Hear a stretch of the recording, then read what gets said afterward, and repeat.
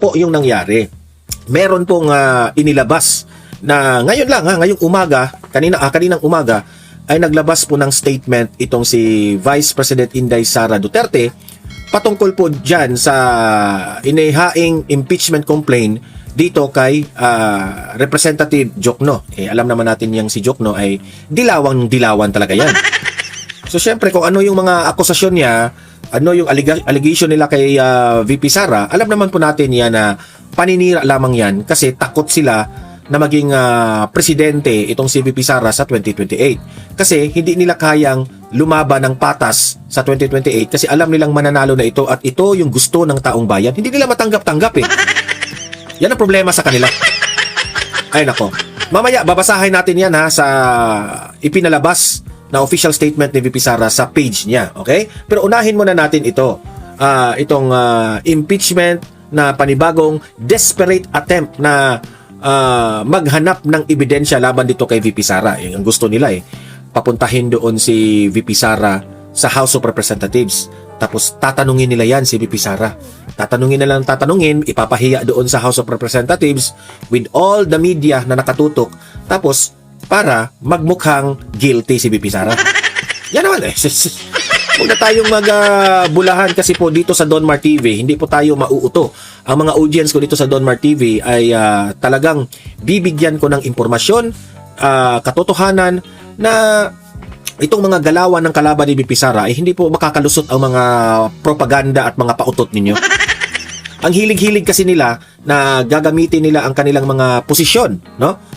Sa pagiging lawmakers nila, no? Gagamitin nila 'yan para i-discredit, i-disarm ang kanilang mga kalaban, especially itong si VP Sara. Isa na dyan, si Ridon. Kilala niyo si Ridon, di ba? Kung maalala po ninyo, si Ridon po ay bad trip yan sa panahon ni former President Duterte. Kaya bumabawi yan ngayon. Galawang politika, hindi natin papalampasin yan. Alam na alam natin yan. Okay, ito yung balita, panoorin nyo. Jed, ano pa ang ibang detalye sa pahayag ni VP Duterte kaugnay ng impeachment? Binigyang diin ni Vice President Sara Duterte na yung paghiling ni Representative Shell Jokno para sa mga karagdagang dokumento ay patunay lamang na walang sapat na ebidensya yung mga reklamong impeachment laban sa kanya. Wala naman talagang sapat na ebidensya yan. Di ba? Hindi ko nga maintindihan itong si Luistro, bakit sufficient inform ang impeachment complaint kay VP Sara? Di ba? Pero yung kay Bongbong Marcos na halatang kumakalat itong flood control scandal na maraming maleta ang mga kumakalat na mga revelasyon nitong si Zaldico at revelasyon nitong mga 18 ex-Marines ay sasabihin pa nilang insufficient inform. Di ba halatang bias? Bias na bias. Ganyan sila maglaro. Kaya sa totoo lang wala nang gusto sa inyo na taong bayan dahil sa mga ganyang ugali ninyo napaghalataan kayo na kayo'y bias dyan. You are not for the people, sa totoo lang. Ayon sa Vice Presidente, ang pagpasa ng komite sa sufficiency in substance nagreklamo ay dapat nangangahulugang may hawak na silang ebidensya at hindi ngayon pa lamang maghahanap. Which is tama si VP Sara. Sasabihin nyo ngayon, Luistro, and the rest of the congressman na bumoto, di ba? 52 silang bumoto na sufficient inform raw ang impeachment complaint. So, nasaan yung ebidensya? Nasaan yung ebidensya? Yan ang hinihingi ng taong bayan. Yan ang hirap ninyo Lagi kayong daldal ng daldal dyan sa House of Representatives. Pero wala naman kayong sinabi. Wala naman kayong ipagmayabang. Ang ugali lang nila ang yabang. Pero yung ebidensya na magmamayabang sila, wala. Kasi ang hirap na isang babaeng vice president na siraan ninyo ng siraan, mahirap yan Yang mga paninira ninyo, mabubuking kayo. Kasi may tinatawag po tayo na mananaig pa rin ang katotohanan. Di ba? Sa totoo lang, nakakaumay na Yan ang lagi namin sinasabi ni VML, yung vlogger na kaibigan ko sa Maynila Nakakaumay na pre. Yung mga banat nila kay VP Sara, nakakaumay na. Halos araw-araw paulit-ulit na lang. Tapos, wala naman silang maipakitang maniniwala ang taong bayan na kawatan si VP Sara. Di ba?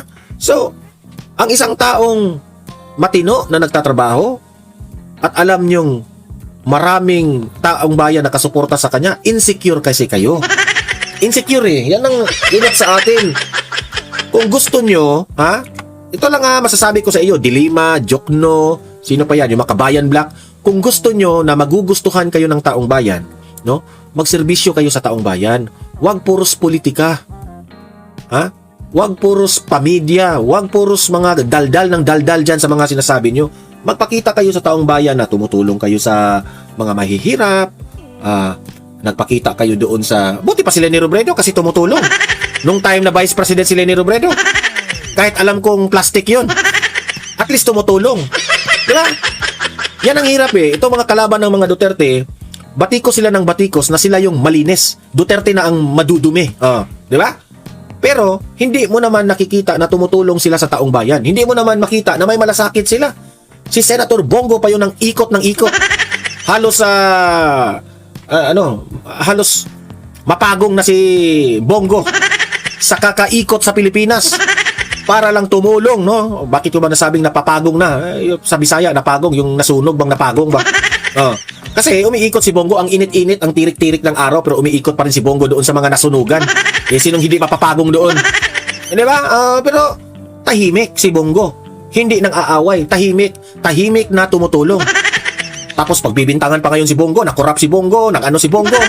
Yan ang hirap. Ang concern ko lang dito sa bayan natin, kung sino yung mga matitino na tumutulong sa atin na may malasakit sa taong bayan, yun pa yung ginagawan pa nila ng kasalanan. Tingnan nyo si Senator Marcoleta ngayon, no? Anong mga banat ni Senator Lacson? Anong banat ni Senator Lacson? Pinipersonal niya. Tinitira niya si Marcoleta, yung pagkatao ni Marcoleta. Tinitira niya.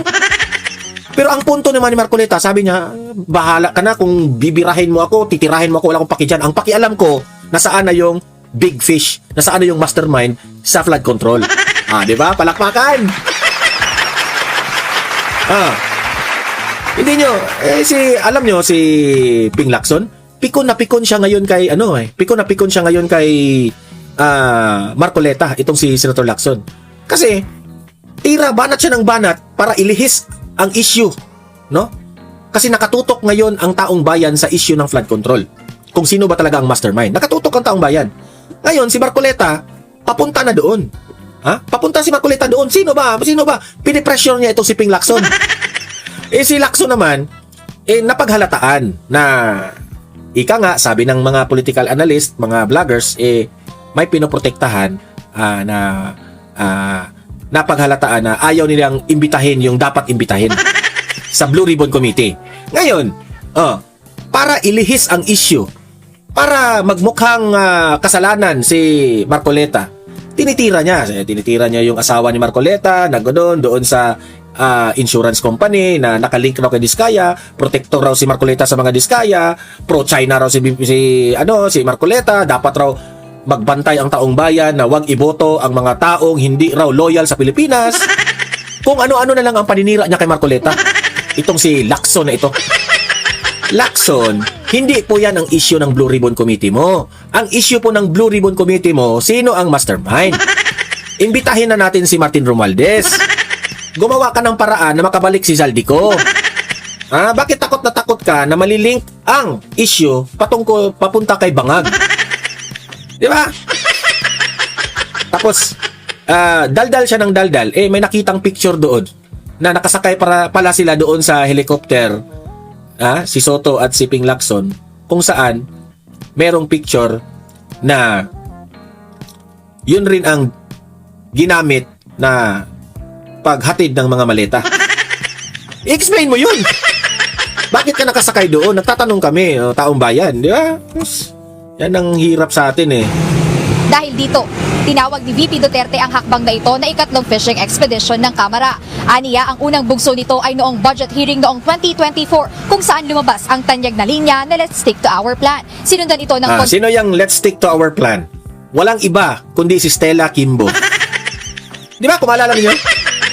Si Stella Kimbo yung nagsabi niyan, let's stick to our plan. Nabubuking Na may plano pala silang sinusunod na script, di ba? Booking si Stella Kimbo doon.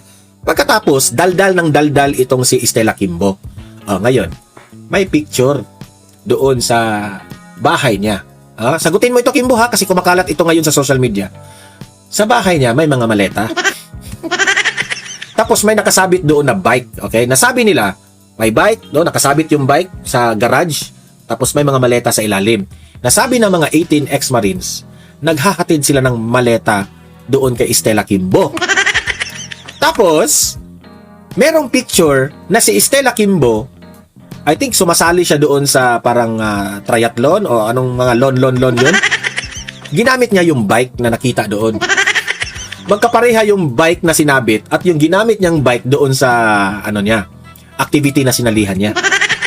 So sagutin mo yun, Kimbo. Hindi ko sinasabing kay Kimbo yung bike at yung ganun, ha. Pwede namang gawa-gawa lang, paninira lang yan kay Kimbo nung maleta doon. Pero i-explain mo ito. Kasi baka bahay mo ito, eh. Baka hinahatid lang yung maleta, pinapalinisan ni Kimbo.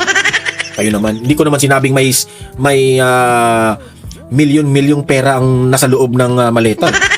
Hindi ko sinabing guilty siya. Hindi ko sinabing nakatanggap si Kimbo ng mali-maletang pera. Hindi ko sinabi. Basta may picture lang. Baka trip nila. Mag-picture ng maleta. Di ba? Trip nila Gusto nyo trip nila Di ba? Tuloy. Kontrobersyal na issue ng Mary Grace Piatos sa Committee on Good Governance and Public Accountability. Iginiit ng pangalawang Pangulo na ang nasasaksihan ngayon ay isa na namang desperadong pagtatangka na maghanap ng ebidensyang wala naman talaga. Talaga? Muling inulit ni Vice President Sara Duterte ang impeachment ay isang politikal na pag-atake na idinisenyo upang protektahan ang ilang individual at isulong ang mga pansarili at dayuhang interes. Hayagan niyang tinukoy ang mga umano'y nasa likod nito na isang opisyal na lulong di umano sa droga, isang kongresistang itinuturing na utak ng flood control funds at isang mambabatas na lantarang naghahanda para sa 2028 elections. Binatikos din niya ang espesyal Sino yung naghahanda sa 2028? Sino yung desperadong gustong tumakbo sa 2028? Walang iba kundi si Tamba Loslos. Di ba? Desperado talagang hawak niya lahat ng mga tuwadcom, yung mga representatives, hawak niya. Pinakain siguro ng maleta. na pagtratong ibinibigay ng Kamara sa testigong si Ramil Madriaga na tinawag niyang isang kidnapper. Sa huli pinuna ni Vice President Duterte. Isa rin ito Kung si Ramil Madriaga may credibility. Pero yung itong mga 18 ex-Marines na grabe yung training at disiplina nung araw, walang credibility. Ganyan na ang administrasyon. Ayon sa sa pagkaka-observe natin sa administrasyong Marcos, mas may credibility pa ang mga nakakulong kaysa dito sa mga nagtatanggol na mga ex-Marines. Ang pagtutok ng Kamara at Malacanang sa kanya sa gitna ng pandaigdigang krisis sa enerhiya at ekonomiya. Ayon pa kay VP Sara, ito ay isang insulto sa mga overseas Filipino worker at sa mga naghihirap na pamilyang Pilipino. Kaugnay nito na una nang binabanggit ng defense team ni Vice President Sara Duterte na nakamonitor sila sa anumang development kaugnay nga ng impeachment ni Vice President Sara Duterte at binigyan din nila na handa silang tumugon doon sa lahat ng mga alegasyon o doon sa mga reklamo na nakapaloob dito sa impeachment. Ayan muna update, balik sa inyo, Ella. Maraming salamat, Jed Neresina. So ngayon, ayon kay VP Sara, desperate move yun, di ba? Heto, nagpalabas na ng statement itong si VP Sara. Ngayon lang ito ipapakita ko sa inyo. Ayan. I-post natin I-post natin yung unang bahagi ng official statement ni VP Sara. Ayan. Lakihan natin para mabasa lahat. Baka akala nyo fake news na naman ito Ayan. Ayan may official seal ng Office of the Vice President. Statement. Mga kababayan, media outlets have recently published what is described as a letter from Representative Jokno, filed before the House Committee on Justice seeking the issuance of subpoenas to obtain additional documents and records in connection with the impeachment complaint against me. So may bago na namang pautot ang mga kalaban para siraan si VP Sara. This only reinforces what I have been saying all along. There is no sufficient evidence to warrant an impeachment case against me. Okay? Tama si VP Sara sa kanyang dating mga sinasabi. Na babanatan siya sa mga paninira tapos ito ang gagamitin nila sa impeachment complaint. the finding of sufficiency in substance by the Committee on Justice presupposes that the allegations in the complaints are supported by evidence. Dapat, kung sasabihin ninyong sufficient in substance itong mga reklamo na ito, dapat sa ngayon meron na kayong malakas na ebidensya.